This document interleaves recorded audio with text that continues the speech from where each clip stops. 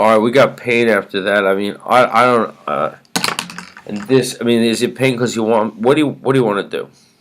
I mean, I'm trying. I figure, let me do my job. I mean, but there's pain creeping up, and I don't know if it's that I express some hostility to certain things that aren't mentioned.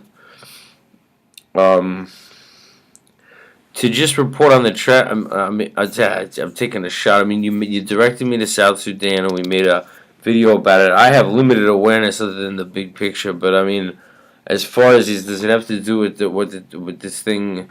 Does it have to do with what I mentioned before, which is basically a spiritual matter? Maybe you want me to mention it with the country in a kind of spiritual crisis.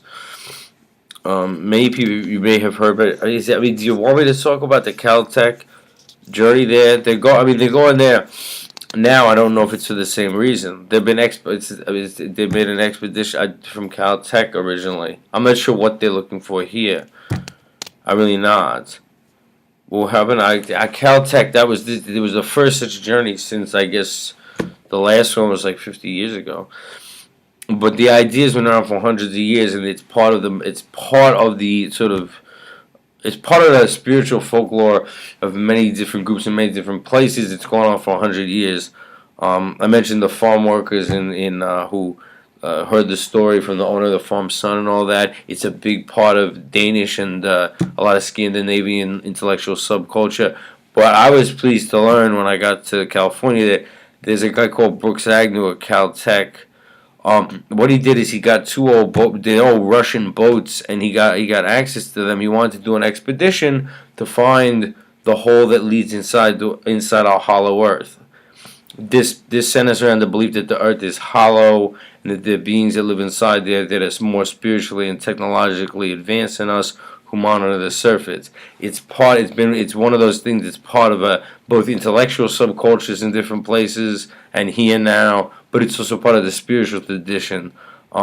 There's different ideas, but what was interesting to us about the Caltech expedition there is, by the way, it's believed that 8 individuals have gone to live down there. One of which is Nikolai Tesla. What he said is that anyone could get on. Obviously, he needed geologists on the expedition to locate the hole, which has now been apparently a lot of that GPS stuff from space looks like there actually is such a thing, and whether or not what's inside we don't know. We don't know, and whether or not all planets are hollow we don't know. But here's the thing. That the expedition, he said, if you're a geologist, obviously you can come on. That's a big part of who's on such an expedition. But he said anyone else you can't pay to go on the boat. But if you're like interested in the hollow Earth, but that if you have expertise in fields like paranormal, in the paranormal or things, that anyone with a certain kind of expertise, and what he did that was unique. Most people who've attempted the journey there assumed that they would go down into the hollow and see who lived there. What they did at Caltech was interesting. He said that when they got to the hole, he was going to have every single person. There's a lot of people on 2 boats, like direct their consciousness to asking the beings inside to come up to the surface. The ideas about who may live down there I mentioned before. It's a big part of the tradition in intellectual and spiritual subcultures here, and passed along through oral traditions, like I said, by many people in New Mexico. The idea being that what is actually down there, that the crust is only 8 miles thick, that the political kingdom of God is located on the inside, that the principal occupants are the lost tribes of Israel. They stand over 9 feet tall in stature and say that God's name is Jehovah. That I never heard whether or not the expedition went off, because there was for a variety of reasons it kept getting delayed. I think we put up the video but we just tell it again very quickly. It's one of the more interesting ways in which the hollow Earth has been discussed. There were three generations ago. I don't know how long back that is, but like there was a farm, and it was owned by someone, and there were migrant workers who'd come over from the other side of the border who were working on the farm. The farmer's son who read a book that hypothesized that the Earth might be hollow, and he also heard the story that was in that book, or maybe another one on it that he found in a library, about the two Scandinavian fishermen who were sailing to find something else and located the hole. He told this, the farmer's son who read the book was captivated by it, and all the migrant workers who worked on his father's farm, they were illiterate, but they go read the book. But he told them what was in it, and the idea that the earth was hollow and who may live inside, and they were so captivated by the story themselves that they ended up passing it along in their oral tradition. They became part of their oral tradition to tell the story they'd heard originally from the owner of the farm's son, and 3 generations later, it's still part of the spiritual beliefs of these sort of migrant workers in New Mexico, that the earth is hollow and the political kingdom of God is on the inside.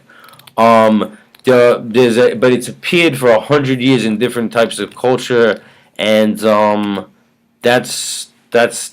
looks like there's been a lot of interest in the South Pole recently. Supposedly there's holes at both ends of the poles, but because of it's so cold there, no one's been there. I mean, it's not a place it's the conditions are so cold, but the inside is different. If you're wondering what takes place, during World War II, when this Admiral Byrd was sent by the German Navy, he sent 2 ships there, and they brought back a message, one, that Admiral Byrd had gone to live inside the hollow, but that the beings inside had given them a message to take back to everyone on the surface. That what was concerning them most about the surface were nuclear weapons. Because apparently, and they were also the ones who communicated that in fact the galaxy is actually filled with life and advanced civilizations, but their civilizations on all these other planets in the galaxy are like the people in the hollow, more technologically and spiritually advanced, and that they said that actually our planet is considered to be in a state of quarantine until we become as technologically and spiritually advanced, at which time we'll be let into we'll be welcomed into the population of the other. It was the other civilizations in the galaxy are certainly able to contact us. They perceive us to be in quarantine because of what's taking place on the surface. But those in the hollow sort of monitor the surface, and the messages they send up to those who can hear such things is that they're cheering us on.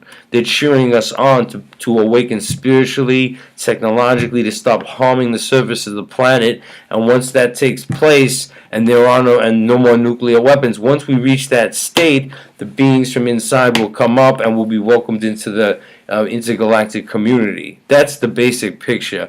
It looks like they're sending other boats to the South Pole. It's unclear why at this time. It's not the same journey they were making from Caltech. That's what we know.